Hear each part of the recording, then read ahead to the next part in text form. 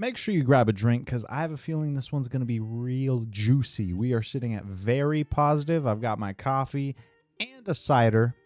Let's get to it. Our first review of the most helpful reviews. This game is pretty enjoyable so far, but dear Ubisoft, I will not buy 2,500 Helix to purchase a costume. This whole thing, you can farm the currency. So I know where you're going with it because it's like a knee-jerk reaction of, oh my God, microtransactions in a single-player game? How could they? And I get it, because a lot of games these days, they have something like this, and you just feel screwed. Like, dog, I dropped $70 on your game. Why am I still paying more? Alas, you can farm the currency, so you don't have to spend a penny. Play a little more, you'll unlock the missions. I promise you, it's like Helldivers.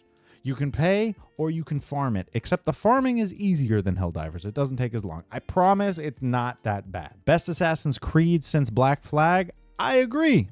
Or at least for me, it's the most fun I've had since Black Flag. Yep, not recommended. A little under 2 hours on record. Microtransactions in a single player game with $70 price tag. Why? My question, why do you care if it doesn't affect your playthrough? Now, I'm not defending it and saying it's okay, but I've played a lot of the game. You don't need anything from the shop. It's not like they put key items for the game in the shop. It's just costumes and armor sets and whatnot. And the ones you get in game are better anyway. So why does this bug you? Just don't buy it.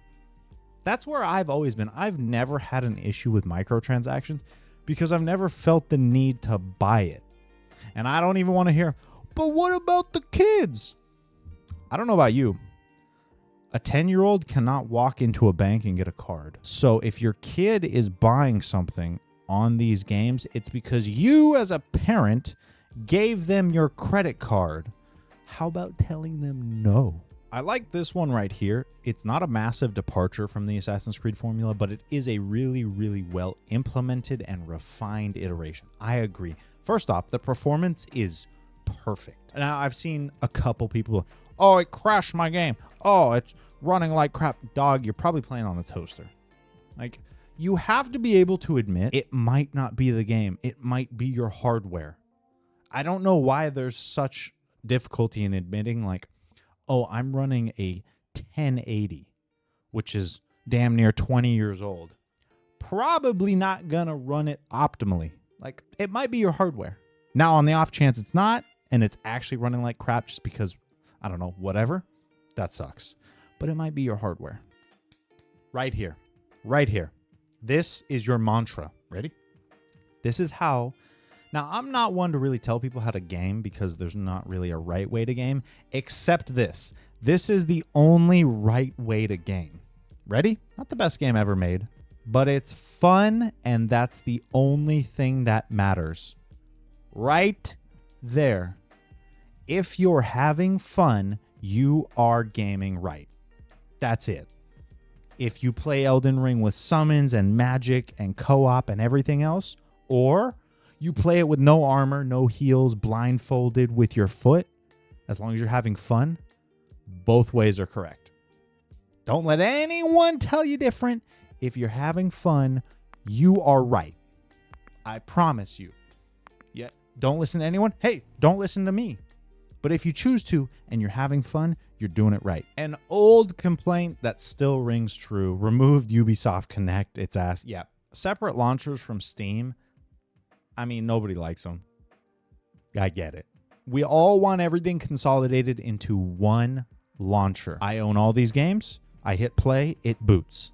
I don't want to have to download another launcher or another program to then boot that alongside it. It's just a pain in the ass. Thunder breathing, first form, thunderclap and flash.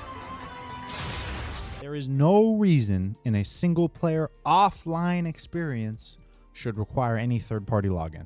If you're talking about the Ubisoft, I believe it tracks like your achievements, and you also get like those rewards if you do stuff in games that you can redeem for in-game rewards.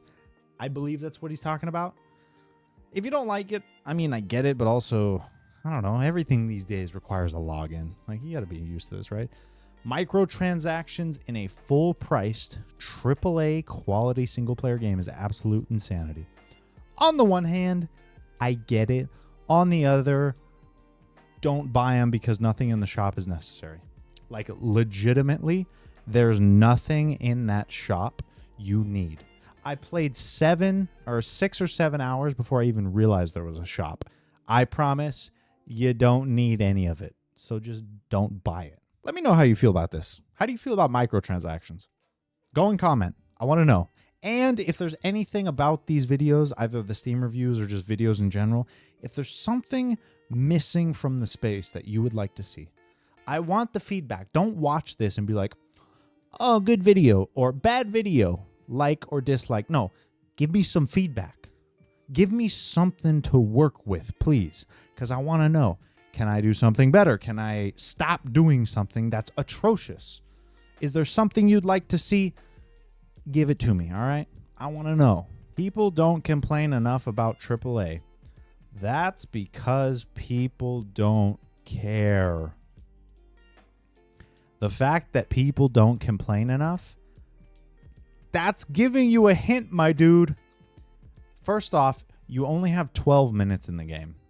So I can't believe I just dedicated time to this. Your entire review is irrelevant because you have 12 minutes, which only gets you to like the first part of the game.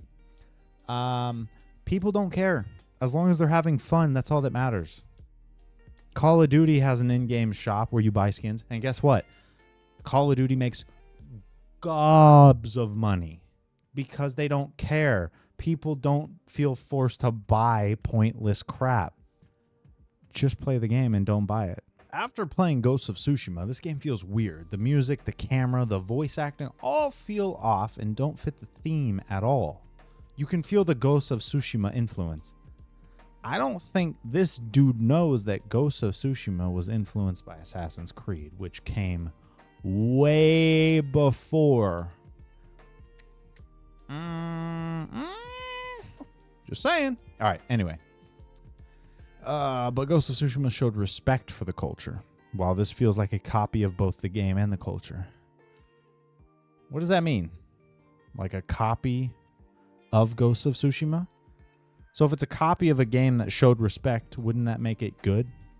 I swear, people ask for more Ghost of Tsushima, and then Ubisoft gives their version of like a Japan-based Assassin's Creed, which we've been asking for, and all they do is complain. I don't get it. Like, this is what you asked for. Oh, it's taking from Ghosts of Tsushima. Well, duh. That game is praised beyond belief. Ubisoft would be dumb to not take tidbits from Ghosts of Tsushima and say, let's adapt this in our game because people seem to love it. You guys realize that all games influence other games, right? If it's good, other game studios are going to take from it. Like, come on. Really? Really? There's nothing new under the sun. Remember that. Just get Ghost of Tsushima. It's more of an Assassin's Creed experience set in Japan than this. No, it is not. At all. Listen, I love Ghost of Tsushima. It's great. It is not Assassin's Creed. You play as Naue in this, and then you go back to Ghost of Tsushima, it will feel like you're just lumbering around as a big tank. Remember, Jin is a samurai first. He's not a shinobi. He's not a ninja. He's a samurai that slowly drifts from the samurai code and realizes that, okay, the way of the samurai is not going to save my people. So he's a little more stealthy. He's taking out guys without them seeing. He's dishonoring that code. He is far from an assassin. This is totally wrong. Naue feels like the peak assassin experience. She is fast. She is sneaky. She is agile. It's beautiful. No. Ghost of Tsushima is not going to make you feel like an assassin like Naue does. For the love of all things holy, turn on instant kill assassinations. So yes, if you're not aware, in the settings, you can turn on instant kill assassinations, which just ensures that regardless of level, regardless of how underleveled you might be, if you're level 20 and you come up to a level 80 samurai and you assassinate him, he'll die. Okay? Whereas if it's not on, it might take off half his health and then you have to fight him, in live combat. If that's something that bugs you, absolutely turn it on. If you want to feel like a true assassin, turn it on. If that improves the game for you, absolutely. Me personally, I kind of like throwing hands. I don't do the assassinations much unless it's part of the mission because I like the moment to moment. Oh yeah, I'm surrounded by 4 or 5 guys. Let's go. Like, that's fun for me. Poor optimization. No, your computer is a toaster. Again, I'm only speaking from my own experience, of course. I've heard more people say it runs well than runs poorly. So, poor animations. Bland characters. Maybe. I find Yasuke to be more interesting than Nawe. Like, his backstory just has more mystery to it, so it's instantly captivating. Like, ooh, I want to learn more. You know what I mean? Like, Nawe, it's all clear. Oh, she's vengeance. Basically, Ellie's story from Last of Us 2. You killed your father figure. I'm on your ass. Easy to follow. Yasuke, he's got a little mystery to him. You know what I mean? A cash shop for stuff that's supposed to be in the base game. Dog, you can farm it for free. Also, you don't need any of it. Wah. An entire skill line that is only available if you spend money. That's not true. Village towns are basically barren and have 0 life. I don't think this dude's played the game. It says 2.5 hours on record. The villages and towns have a ton of life. Like, we've been making comparisons to Ghost of Tsushima. This game has so much more life in terms of NPC interactions in every town and city compared to Ghost of Tsushima. Now, of course, Ghost of Tsushima takes place during like a wartime, so of course everyone's spread out, but I don't think you paid attention when you played. First 2 hours, you barely do anything. Yeah, it's a lot of exposition, which if that's not your thing, I'm okay with that. I love exposition. I love exposition. That's why I love the Final Fantasy games. Give me all the cutscenes. I fucking love that shit. I eat it up with barbecue sauce steaming and a drink next to me. I love that. Rating 3 out of 10. Save your money and go buy Ghosts of Tsushima. I disagree, man. They're different. You'll feel it. After you play this, put in 10, 15 hours, and then you go put in 10, 15 hours to Ghosts of Tsushima. Like, they are vastly different. Sure, both Japan, both include samurai and sneaking around and assassin type behaviors.